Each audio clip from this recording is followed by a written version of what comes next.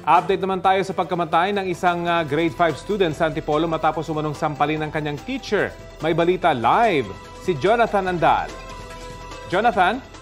Rafi, Connie, kakanis lang dito sa Heaven's Gate Chapel yung bangkay ni Francis J. Gumikib, ang 14 anyos na grade 5 student na namatay 11 araw matapos sampalin ng kanyang guro. Papunta na ngayong Camp Crame yung mga labi kung saan ito isasalang sa autopsy. Hindi pa sigurado kung kailan may lalabas ang resulta nito. Pero kaninang umaga, nakuha na ng pamilya ang death certificate ng bata. Nakasaad dito na ang dahilan ng pagkamatay ay global brain edema.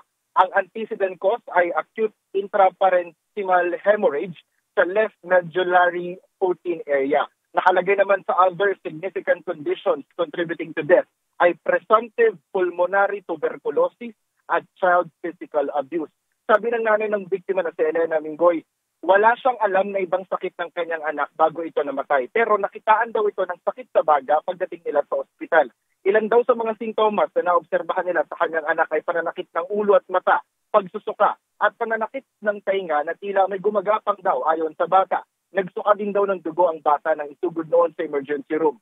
Nakausap kagabi ng nanay ng biktima yung principal ng Peña Francia Elementary School kung saan nangyari ang umunoy pananampal sa kanyang anak. Gusto raw makipag-usap sa kanya ng umunoy na nakit na teacher pero hindi pa raw siya handang harapin ito.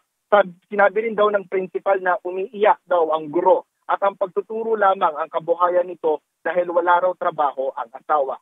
Mula rito sa Antipolo, para sa GMA Integrated News, ako si Jonathan Andal at ito ang balita ko. Maraming salamat, Jonathan Andal.